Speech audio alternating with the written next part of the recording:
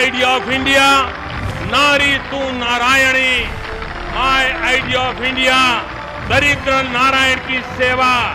My idea of India, नर करनी करे तो नारायण हो जाए।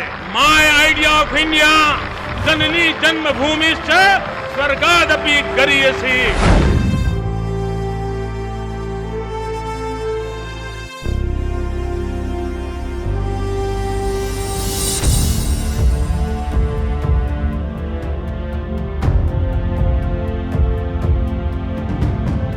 नमस्कार, मैं हूं देबांजलि मोइत्रा।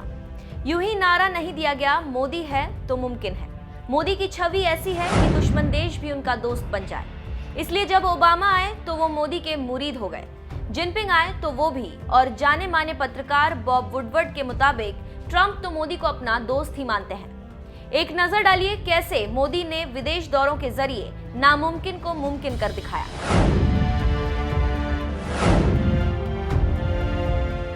भारत नेपाल में सबसे बड़ा डैम बना रहा है, जो भारत को सिंचाई के लिए पानी और बिजली मुहैया कराने में मदद करेगा। इससे पैदा होने वाली 83% बिजली भारत को मिलेगी। सऊदी से वन टाइम डिलीवरी सिस्टम पर मुहर, इससे भारत का करोड़ों रुपया बच गया। सऊदी ने one time delivery payment charge माफ किया। सऊदी के राजा ने पीएम को सबसे बड़ा नागरिक सम्मान दिया।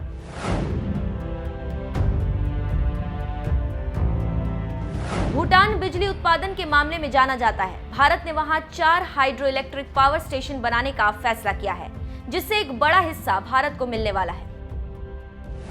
ईरान भारत को भारतीय रुपए पर कच्चा तेल देने को तैयार हो गया।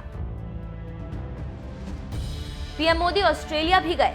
ऑस्ट्रेलिया कोयला और यूरेनियम का प्रमुख निर्यातक है और उसने भारत को यूरेनियम और कोयला देने का वादा किया।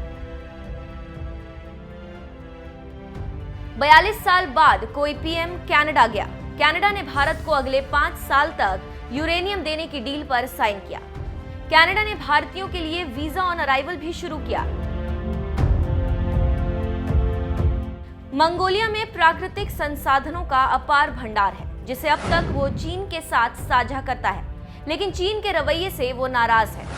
नाइजीरिया और मंगोलिया ने उसे भारत के साथ भी साझा करने पर सहमति जताई। सेशेल्स बेशक एक छोटा देश है, लेकिन भारत उसकी अहमियत जानता था, क्योंकि सेशेल्स के पास हिंद महासागर है। इसलिए इस छोटे से महाद्वीपीय देश ने भारत को अपने एयरफोर्स बेस और हिंद महासागर की सीमा को इस्तेमाल करने की अनुमति दे दी। F-16 बनाने वाली अमेरिकी कंपनी लॉकहीड मार्टिन ने भारत के टाटा के साथ मिलकर F-35 बनाने का फैसला किया। अमेरिका में यूएस कांग्रेस के जॉइंट मीटिंग में पीएम के 52 मिनट के भाषण के दौरान 27 बार लोग खड़े होकर तालियां बजाते नजर आए।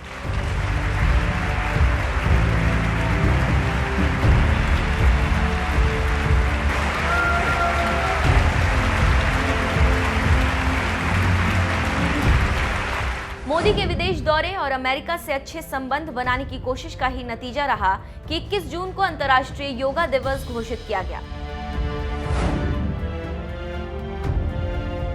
चीन पड़ोसी मुल्कों में लगातार हवाई अड्डे और बंदरगाह विकसित कर खुद को मजबूत कर रहा है। पीएम मोदी ने भी ईरान के चाहबार पोर्ट में इन्वेस्ट किया, बांग्लादेश के साथ बस सेवा की शुरुआत की और श्रीलंका, म्यांमार, भूटान और इंडोनेशिया ने निवेश करने का फैसला किया।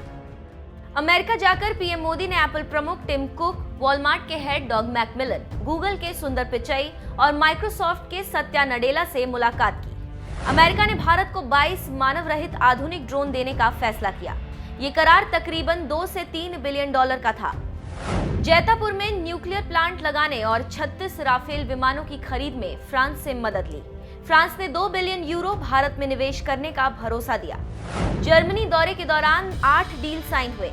जर्मनी ने भारत को ऊर्जा, कौशल विकास, विज्ञान एवं तकनीक, डिजिटल इंडिया और क्लीन इंडिया में मदद करने का भरोसा दिया।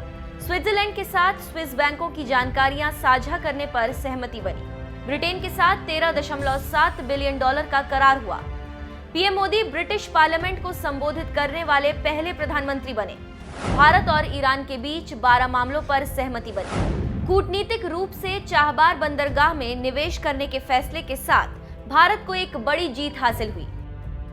बांग्लादेश के साथ कोलकाता, ढाका, अगरतला और ढाका, शिलोंग, गुवाहाटी के बीच बस सेवा शुरू करने का फैसला हुआ।